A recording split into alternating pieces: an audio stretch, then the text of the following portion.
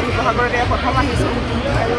এই শিমলুগুৰি বিহুখনৰ কথা আগৰ পৰাই শুনিয়ে থকা হয় যিহেতু এইটো বিহু বিদায় হয় বিহু এইটো মাহৰ শেষত বহাগৰ শেষত এটা উপস্থিত হৈছোঁ এই শিমলুগুৰিবাসীৰ সকলো মানুহকে ৰাইজকে লগ পাইছোঁ সকলোৱে মৰম পাবলৈ সক্ষম হৈছোঁ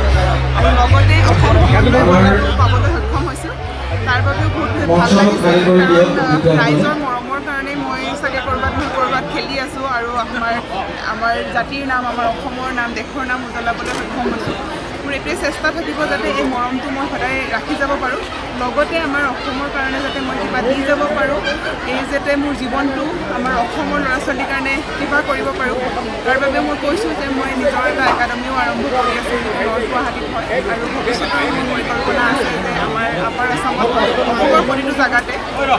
একাডেমি কৰাৰ বিষয়ে কাৰণ মই ভাবোঁ মই যোনটো জেগাৰ পৰা ওলাই আহিছোঁ এনেধৰণৰ আমাৰ অসমতো সকলো জেগাতে গাঁৱে অঞ্চলে বহুতো ল'ৰা ছোৱালী আছে যি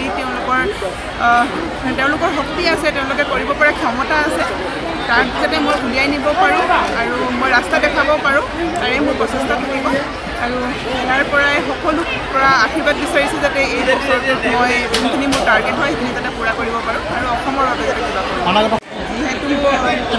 যিহেতু মোৰ একাডেমি আছিল একাডেমিৰ ইনগ্ৰেশ্যনৰ পাছতে মই নিজৰ খেলটো আৰম্ভ কৰিম কিন্তু বহুত দিন হ'ল কম্পিটিশ্যন খেলা নাই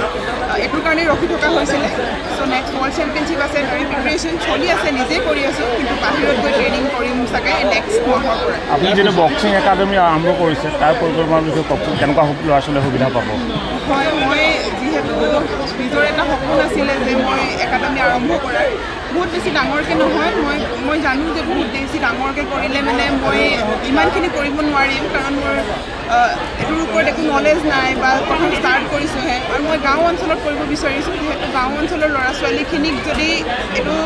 এটা যদি সুবিধা দিয়া হয় তেওঁলোকে নিশ্চয় কৰিব পাৰিব কাৰণ মই ভাবোঁ আমাৰ অসমৰ ল'ৰা ছোৱালীৰ টেলেণ্ট আছে তেওঁলোকে নেচাৰেলি বহুত ষ্ট্ৰং হয় তাৰ বাবে যোনবোৰ গাঁও অঞ্চলতে মই চেণ্টাৰ কৰাৰ মোৰ পৰিকল্পনা আছে যিহেতু নৰ্থ গুৱাহাটীটো প্ৰথম ষ্টাৰ্ট কৰিছোঁ তাৰপিছত আমাৰ নিজৰ জেগাত মই এটা ভালকৈ কৰিম ভাবিছোঁ সকলো অসমৰ প্ৰতিটো জেগাতে কৰাৰ মোৰ পৰিকল্পনা আছে তাৰ বাবে সকলোৰে আশীৰ্বাদো বিচাৰিছোঁ যাতে সকলোৱে মোক সহায় কৰে যাতে এই সপোনটো পূৰা কৰিবৰ কাৰণে মই বিচাৰোঁ যাতে আমাৰ অসমৰ পৰা বহুত ল'ৰা ছোৱালী ওলাওক আৰু নেক্সট অলিম্পিকত যাতে অকল মোৰ কাৰণেই যাতে সকলোৱে আশা নকৰে আৰু ল'ৰা ছোৱালীৰ কাৰণে যাতে আশা কৰিব পাৰে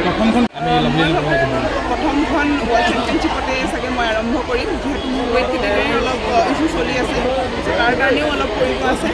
চ' যিহেতু জুলাইত আছে আমাৰ প্ৰথম ৱৰ্ল্ড চেম্পিয়নশ্বিপ তাৰ বাবে থেংক ইউ